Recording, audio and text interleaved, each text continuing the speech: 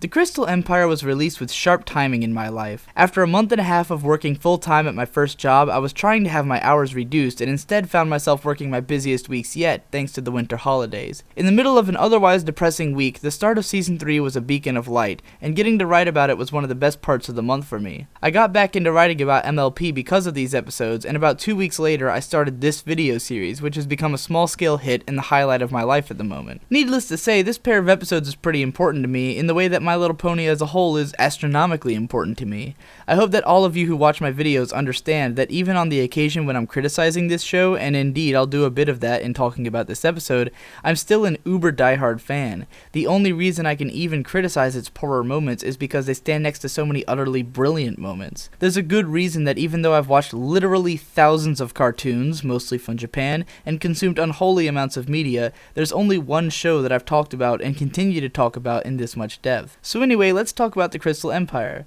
This two-part episode is interesting because there's a lot of stuff it does very well and other things that are awkward and confusing. The awkward and confusing stuff mostly comes from the plot focus of the episode, which leaves the audience with more questions than it answers, and has bothered as many viewers as it has inspired them to theorize about what exactly went down. Some of the issue here is just clumsy writing. It feels awkward, even as early as the Royal Guard saying, "It has returned," which is a phrase that I hate every time it's used in fiction. It, of course, refers to the Crystal Empire, which is an enigma to the very end. Apparently it's disappeared off the map for 1,000 years and then reappeared in the same state that it had been beforehand. We don't even know why it's come back or what was the real purpose of King Sombra vanishing it to begin with. The whole backstory is confusing, and it only becomes more so at the end of the episode when we find out that Cadance is the Crystal Princess. As an idea, Cadance being Princess of the Crystal Kingdom sounds really great, but in execution it leaves us wondering why she is the princess. How old is she supposed to be? Has she lived here before? Has it really been gone 1,000 years? What are we missing here? And what did Celestia do with Twilight's books in this shot? Adding to the feeling of mystery is the presence of Princess Luna throughout this arc. Her purpose in these episodes seems to be foreshadowing, but we don't know exactly what for. If she was only there for Celestia to bounce dialogue off of, I don't think she'd have such an imposing presence, nor would she show up with the Star Swirl the Bearded book at the end of the episode. The presence of Luna in this book, along with the return of Cadance and Shining Armor as important characters, were what set me up to be constantly vigilant in search of continuity this season, and so far it's been paying off in a lot of subtle ways. The question of where it ultimately leads, however, remains unanswered. The most infamously enigmatic element of this episode is King Sombra himself, a villain who is more cloud than unicorn and has maybe 3 lines of dialogue and 3 minutes of screen time. On first viewing of this episode, I didn't mind Sombra's non-presence very much. I viewed him as being a similar villain to Lord Sauron from The Lord of the Rings, who isn't really present in the story at all except as a thing which drives the heroes to go on their quest. After I'd written about Sombra in this light, I later found people making the case that Sombra was actually a kid-friendly metaphor for depression or even post-traumatic stress disorder. It's a very entertaining way of reading the episode because it fits well, but it doesn't have much of an effect on interpreting the main narrative, since the Crystal Ponies, like Sombra himself, are mostly an auxiliary to the narrative of Twilight Sparkle. Actually, that might be what's so awkward about this episode. It's such an elaborate setup with so much mythos behind it that isn't really explored in depth, and only serves the purpose of teaching Twilight a lesson. It's a story setup which would feel at home in a series like Avatar: The Last Airbender, which is all about following a grand narrative, and in which the Crystal Empire would have had its own arc to really flesh out everything within it. In the context of an episodic series like My Little Pony, it seems weird to cram in so much information when Twilight could have learned the same lesson under far simpler circumstances. In spite of the awkwardness, however, there's still a lot of stuff that this pair of episodes does well. A lot of it is small and nuanced, which just makes it even sweeter. The episode highlights for me are the fun little character moments. It's true that in this episode, the main 6 ponies who aren't named Twilight Sparkle are mostly boiled down to their core traits for dialogue, since the episode isn't focused on them. However, I think those traits have gotten to be pretty well realized for a lot of the ponies, and it leads to some great moments, particularly in dealing with Applejack, Rainbow Dash, and Rarity. Here's a few of those. I don't see what the big deal is. Just looks like another old castle to me. Another old? Have you lost your mind? Look at the Very funny.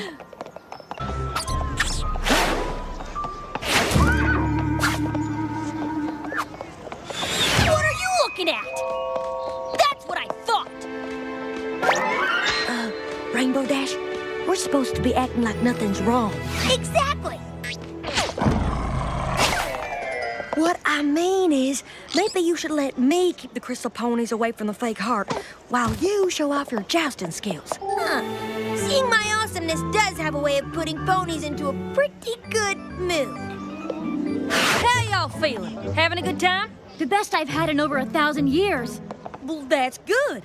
Gotta renew that spirit of love and unity if you're gonna power up that crystal heart, right? I sure would like to see it before the ceremony. It's been such a long time. Oh, I hear ya. But, getting a little toasty out here. Bet you'd like to cool off with a little Crystal Empire nectar.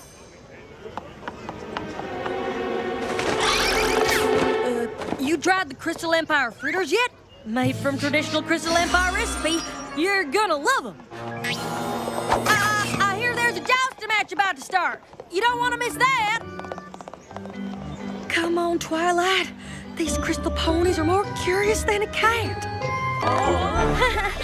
Excuse me, pardon me. I am running out of weaving materials for the traditional crafts booth. I just made a hat out of 3 pieces of hay and a drinking straw. I made it work. But still. Pinkie Pie isn't bad in this episode either, though she's a little obnoxious. I didn't notice at first, but she's actually yelling Flugelhorn into the flugelhorn at this part. Hear ye, hear! And of course, Twilight gets her small moments in addition to her big ones. We're looking for a book. We have plenty of those. You do. You really do. The only character who doesn't have any standout moments in this episode is Fluttershy, and this is something I'd like to address at length at a later date.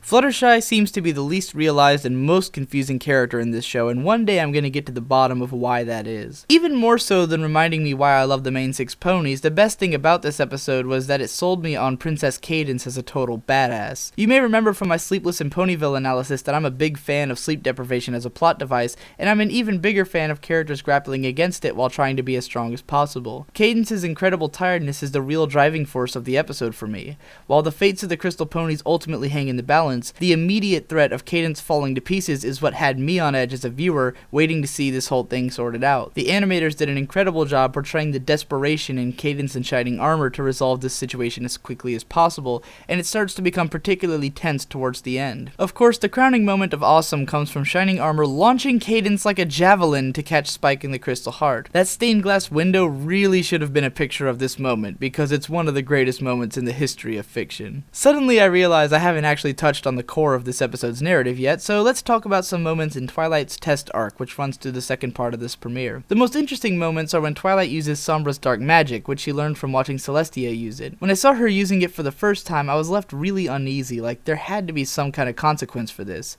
My unease paid off a moment later when Twilight was shunned by the princess in a surprisingly unsettling scene. The even bigger payoff of this scene is the next one though, in which Spike faces his fear, as I've come close to crying every time I see it. It's a scary moment and a very effective one. The other day, I watched the Bronies react to Season 3 premiere video, and just about everyone was wondering about why Twilight didn't teleport down the stairs at this part. I don't think it's accurate to say that Twilight can teleport, since she wouldn't need to, take trains and shit if she could. Twilight's ability is more of a blink, which can take her a short distance. People also wondered about why she didn't levitate herself, and I think the answer is mostly that it's supposed to be very dark. It doesn't look dark because the animators want us to see what's happening, but Twilight tells Spike that it's incredibly dark. The drop is also extremely long, as evidenced by a mathematical equation that someone put together based on the time it took for Twilight's rock to hit the ground. In terms of Twilight's overall performance in this episode, and as an interpretation of her character on the whole, I think her greatest strength is that of a pony resources manager, a tactician if you will. She knows how to utilize the strengths of the ponies around her to maximize the efficiency of a situation. We already know this from episodes like Winter Wrap-Up, and I think the real takeaway from this episode is that Twilight should never be concerned about being the hero. She should always be more worried about knowing who to use to get the job done, in this case Spike. This reading is a little forced, though I don't think it's much more forced than the idea that Twilight learned about self-sacrifice from this whole ordeal. After all, if it weren't for Celestia's confusing terms with regards to the mission, Twilight would have made that sacrifice without having to learn a goddamn thing. Anyways, with that, I'm finally caught up on videos for Season 3. Next week I might start from the very beginning, or I might take a completely different route. Who knows? Thanks again to all of my wonderful viewers who have proven over the past 6 weeks that YouTube comments aren't always the worst thing in the universe. I hope you'll continue to spam all of your favorite pony websites with my videos until someone takes notice.